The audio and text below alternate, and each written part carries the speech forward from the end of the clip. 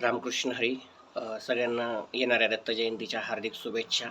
सगळ्यांचे गुरुचित्र पारायण सुंदररित्या चालू आहे. पूजेची मांडणी खूप छान केलेली आहे. व्हिडिओच्या माध्यमातून ग्रुपवर मी बघत आहे आणि आनंद वाटतो की सांगितल्याप्रमाणे सगळ्यांनी पूजेची मांडणी खूप छानरित्या केलेली आहे आणि प्रत्येक शिष्य हा साधनेत अनुष्ठानात जपामध्ये मग्न आहे आणि हीच अपेक्षा एक गुरुला असते आणि ती असावी आणि माझी अपेक्षा पूर्ण होत आहे.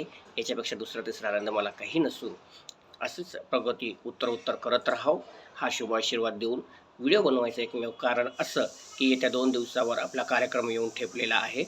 आता 2 दिवसामध्ये आपल्याला ज्या तयाऱ्या करायच्या आहेत त्याची अनुक्रमणिका किंवा लिस्ट किंवा नियोजन मी काल ग्रुपवर टाकलेलं आहे. जबाबदारीनुसार, कर्तबगारीनुसार ज्याला जे काम झेपेल ते काम मी दिलेलं आहे. प्रत्येकाने एकदा परत ग्रुपवरती लिस्ट आवर्जून वाचा आणि आपल्याला दिलेले जे कार्य आहे तेवढंच आणि तेवढंच कार्य पार पाडणं हे तुमचं आद्य कर्तव्य आहे आणि त्या पद्धतीने ते कार्य तुम्ही पार पाडलं पाहिजे. दुसरी गोष्ट अशी की नाशिकला येताना निघताना 13 तारखेला तुमचे पारायण पूर्ण होतील. सकाळी लवकर पारायण आवरून नैवेद्य लवकर दाखवून सगळ्यांनी आपापले गुरुचरित्र लाल वस्त्रामध्ये पॅक करून सोबत आणायचे आहे. याचं कारण असं की ज्या गुरुचरित्राचं आपण 7 दिवस पारायण केलेलं आहे ते पालखीमध्ये विराजमान करून पालखी सोहळ्यामध्ये त्याला सहभागी करून घेणार आहोत आपण. आणि पालखी सोहळा त्याच्याकरताच असतो की गुरुचरित्राचं प्रदक्षिणा व्हावी, पालखीमध्ये बसवून त्याचा सन्मान व्हावा म्हणूनच पालखी सोहळा असतो. तर प्रत्येकाने आपापले गुरुचरित्र लाल वस्त्रामध्ये पॅक करून व्यवस्थित बॅगमध्ये टाकून इथे घेऊन यायचे आहेत. तर मी हे सांगत होतो की 13 तारखेला सकाळी लवकर आवरून कमीत कमी 11 वाजेपर्यंत तुमचं सगळं आवरून तुम्ही घर सोडलं पाहिजे. याचं कारण तुम्हाला सांगतो, कारण प्रत्येकजण हा आपापल्या सोयीने जर घेत राहील तर कार्य पार पाडायला जड जातं, नियोजनामध्ये अडथळा येतो, खोळंबा येतो. त्याच्यामुळे ग्रुपमध्ये किंवा सामूहिक कार्य जर असलं तर आपल्या अडचणी बाजूला ठेवून सगळ्याप्रमाणे वागावं लागतं, सगळ्याप्रमाणे त्या गोष्टी पार पाडाव्या लागतात. तर पहिला नियम असा आहे की 11 ते 12 वाजेपर्यंत तुम्हाला घर सोडणं अनिवार्य आहे. याचं कारण तुम्हाला सांगतो, तुम्ही कुठल्याही परिस्थितीत एनी हाऊ कंडिशन तुम्ही इथे 4 वाजेपर्यंत नाशिकमध्ये दाखल झाले पाहिजे.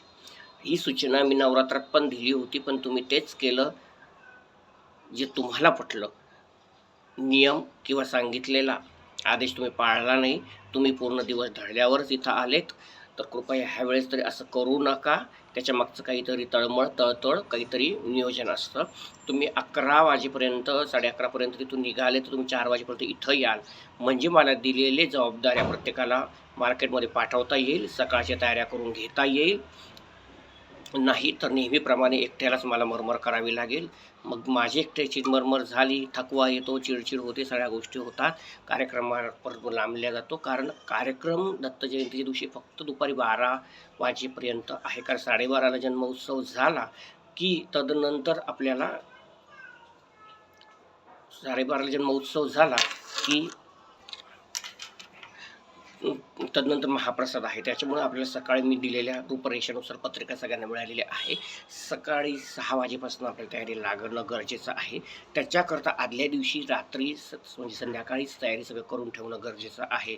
स्वयंपाकाचे भांडे आणणं आहेत, पूजे साहित्य आणणं आहे, मार्केटमधनं काही भाज्या वगैरे आणणं आहेत. बऱ्याच गोष्टी अशा आहेत की पूजेची मांडामांड करणं आहे, दुसऱ्या दिवसाचं नियोजन करणं आहे. याकरता तुम्ही 4 वाजेपर्यंत इथे दाखल झाले पाहिजे. दाखल जर झाले तर पुरुष मंडळींना मला कामं सांगून पुढच्या तयारीला घेता येईल. जर तुम्ही संध्याकाळी अंधार पडल्यावर जर इथं आले तर तुम्ही आलेल्यापैकी माझ्या कोणीच कामाचं राहणार नाही, कारण मला तुमची वाट न पाहता माझं काम मला करावंच लागणार आहे. तर कृपया कृपया म्हणायची वेळ येऊ नये, पण नवरात्राचा अनुभव पाहून मी म्हणतो कृपया 4 ते पर्यंत तुम्ही इथं पोहोचलेच पाहिजे. याचं नियोजन मी 2 दिवस आधी व्हिडिओ टाकतो आहे. परत म्हणू नका टायमावर व्हिडिओ टाकला, आम्ही बघितलाच नाही. तर कुठल्याही परिस्थितीमध्ये आत्तापासूनच वेळेच्या नियोजनाला लागा. आकाशची गाडी निघणार आहे. ज्या ज्या साधकांना त्या गाडीमध्ये यायचं आहे त्यांनी आकाशचा नंबर ग्रुपवर शेअर केला जाईल. त्याला स्वतः कॉन्टॅक्ट करायचा आहे. स्वतः त्यांचा पेमेंट जो असेल तो आकाशला पाठवून द्यायचा आहे. स्वतः गाडीत जाऊन बसायचं आहे. कोणाकडेही पैसे गोळा करणार नाही आणि कोणीही कोणाची जबाबदारी घेणार नाही, ही विशेष सूचना लक्षात घ्यायची आहे. जे साधक बाय ट्रेन येणार आहे त्यांनी 13 तारखेला जनशताब्दीनेच निघायचं आहे, म्हणजे ते वेळेवर इथं येतील. शक्यतो पुरुष मंडळींनी सगळ्यांनी जनशताब्दीने आले तर फार बरं होईल, कारण जनशताब्दी वेळेत तुम्हाला इथे सोडेल. तुम्ही 2 वाजेपर्यंत घरी जर आले तर मला चटकन कामाला लागता येईल. शक्यतो पुरुष मंडळींनी सगळ्यांनी जनशताब्दीने यावं, ही आग्रहाची विनंती आणि कळकळ समजा. कारण 2 वाजेपर्यंत तुम्ही याल आणि महिला मंडळ जितकं असेल त्यांनी त्या गाडीमध्ये आला तरी चालेल. तदनंतर येत असताना आपापल्या सोयीने या, कुणालाही जबरदस्ती नाही की त्या गाडीतच आले पाहिजे. ज्याला जसं जमेल त्याच्या पद्धतीने त्याने यावं. त्याच्यात कुठलाही जोर जबरदस्तीचा कायदा इथे नाही. कारण ज्याच्या त्याच्या सोयीने ज्याने त्याने येणं हे आनंदाचं येणं असतं. जोर जबरदस्ती करून हे दुःखाचं येणं असतं. कारण नवरात्र तसा अनुभव प्रत्येकाने घेतलेला आहे. ज्याच्या त्याच्या नियोजनानुसार ज्याने त्याने यावं. फक्त आणि फक्त नियम एकच आणि अट एकच आहे. 13 तारखेला दुपारी 3 ते 4 वाजेपर्यंत तुम्ही नाशिकमध्ये इथे आलेच पाहिजे. दुसरी विशेष सूचना, नाशिकमध्ये थंडी खूप आहे, त्याच्यामुळे सगळ्यांनी गरम कपडे सोबत आणावे. कारण थंडी फार आहे. दुपारच्या आता 12:30 पाऊण वाजलेला आहे, तरी पण मी स्वेटर घातलेला आहे मधून. थंडी फार आहे. रात्रीची थंडी याच्यापेक्षा भयान असते. त्याच्यामुळे गरम कपडे सोबत आणा. कारण स्वतःचे हाल करून घेऊ नका. बाकीची व्यवस्था सगळी मी इथं केलेली आहे. आणि सगळ्यात महत्त्वाची सूचना, कोणीही कुठल्याही प्रकारचा किराणा सामान जमा करणार नाही, हा माझा आदेश आहे. कारण मी आत्ता मगाशी फोन लावला होता, त्यावेळेस कळालं कोणी गहू दिले, कोणी काय दिलं, कोणी काय दिलं. हा कुठलाही प्रकार कोणीच करणार नाही. इथे मी सगळी तयारी केलेली आहे आणि मला विचारल्याशिवाय कुठूनच काही जमा करायचं नाही आहे. आता ज्या कोणी 2-4 जणांनी आणून दिलं असेल त्यांचं स्वागत म्हणून ते स्वीकारा, पण इथून पुढे कुठलीच गोष्ट कोणाकडून काही घ्यायची नाही आहे. फक्त तुम्ही इथं यायचं आहे आणि कार्यक्रम साजरा करायचा आहे आणि आनंद घ्यायचा आहे. ज्यावेळेस मी गरज लागेल त्यावेळेस मी नक्की सांगेल, पण आता तुर्तास त्याची गरज नाही आहे. दिलेल्या नियोजनानुसार तुम्ही तुमचे कार्यक्रम पार पाडा, तुमचे कार्य, तुमची जबाबदाऱ्या पार पाडा. परत एकदा सांगतो, तुमच्या परीक्षेचा कालावधी चालू झालेला आहे. मी कुठल्याही क्षणी कुठल्याही शिष्याला कुठल्याही प्रकारे पारखण्यासाठी सज्ज आहे आणि सुरुवात केलेली आहे. त्याच्यामुळे आपण परीक्षार्थी आहो हे डोक्यात धरूनच चाला. याच्याकरताच मी काल ग्रुपला मेसेज टाकला होता का भाग नंबर 3 व्हिडिओचा नक्की पहा. कोणी बघितला नाही बघितला मला माहिती नाही, नेहमीप्रमाणे कोणाचाच रिप्लाय आलेला नाही. तर कृपया भाग 3 बघा. नाही बघितलं तर मी परत सांगतो, तुमची परीक्षा चालू झालेली आहे. कुठल्याही प्रकारे कुठल्याही शिष्याला कसाही मी पारखू शकतो आणि याची नोंद, याची टिप्पणी तुम्हाला 14 तारखेला कार्यक्रमाच्या दुपारी दिल्या जाईल. त्यावेळेस सगळ्या शिष्यांना एकत्र बसवून काही गोष्टी मला सांगायच्या आहेत त्या सांगितल्या जाईल. परत एकदा सांगतो, कुठल्याही प्रकारची किराणा वस्तू, कुठल्याही प्रकारची सामुग्री महाप्रसादाची कोणीही आणणार नाही, कोणीही तिथे स्वीकारणार नाही. परस्पर मला विचारल्याशिवाय कुठल्याही गोष्टीचा स्वीकार केला जाणार नाही. त्याच्या 3 गोष्टी मी सांगितलेल्या आहेत. ज्या ज्या जबाबदाऱ्या ज्याला त्याला दिल्या त्या त्या महत्त्वपूर्ण पद्धतीने त्याने पार पाडायच्या आहे. ज्याच्या त्याच्या पद्धतीने ज्याने त्याने यायचं आहे. कोणालाही कुठली जोर जबरदस्ती नाही. सगळ्यांना आग्रहाचं आमंत्रण आहे, सगळ्यांनीच यायचं आहे. जे पूजेचे मानकरी आहेत, जे पूजेचे अधिकारी आहेत, त्यांनी त्याच्या तयारीत यायचं आहे. त्याच्यामुळे कुठल्या गोष्टीचा रुसवा फुगवा, मान अपमान, मान सन्मान ह्या गोष्टी मनात ठेवायच्या नाही आहे. ज्यांना पूजेला बसायचं आहे आणखीन काही जोडींना, त्यांनी पुढे येऊन सांगावं. त्यांनाही पूजेमध्ये सहभागी करून घेतल्या जाईल. कारण गुरुगादीवर प्रत्येकाला पूजेचा अधिकार असतो. कारण जबाबदार प्रत्येकाला वाटून दिल्या असल्या कारण सगळेच पूजेला बसू शकत नाही. कारण सकाळीच महाप्रसादाची तयारी चालू होईल. काही तिकडे अडकतील, काही पालखीला अडकतील, काही बाहेर अडकतील, काही किचनमध्ये अडकतील. त्याच्यामुळे प्रत्येक गोष्ट प्रत्येकाला जमेल असं नाही. मी माणसं पाहून काही जबाबदाऱ्या दिलेल्या आहेत. त्याच्यामुळे कोणीही काही असं मनात आणून नाही. परिवार एक असल्या कारणाने कोणाच्याही मनात काही गोष्टी येतील असा विषय कोणी कोणासमोर मांडणार नाही आहे. जरी तुम्हाला काही खटकलं, तुम्हाला काही वाटलं तर कृपया गुपचूप माझ्याजवळ येऊन सांगा. मी त्या शंकेचं निरसन केल्याशिवाय राहणार नाही. मनात कोणाबद्दल द्वेष ठेवत नाही. हा तर चांगलाच विषय आहे, पण इथून पुढे आई जगदंबेच्या कृपेने येऊ नये आणि हा उत्सव दणक्यात आनंदात साजरा व्हावा. पुरुष मंडळीकरता विशेष सूचना मी सांगितली होती, परत एकदा मी आठवण करून देतो. प्रत्येक जणाने लाल कलरचं धोतर आणि उपरणं घेऊन यायचं आहे. पॅन्टवर कोणीही त्या दिवशी मला दिसणार नाही. पुरुषांसाठी विशेष सूचना, पॅन्टवर त्या दिवशी कुणीही मला दिसणार नाही आहे. केदारनाथ चव्हाण आणि बजरंग जाधव यांना दुकान माहीत आहे, त्या पद्धतीने धोतर आणि उपरणं घेऊन यायचं आहे बरोबर.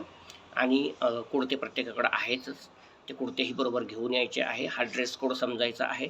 धोतर कसं नेसायचं हेही त्या दिवशी शिकवल्या जाईल आणि प्रत्येक कार्यामध्ये धोतरच घालणं अनिवार्य आहे.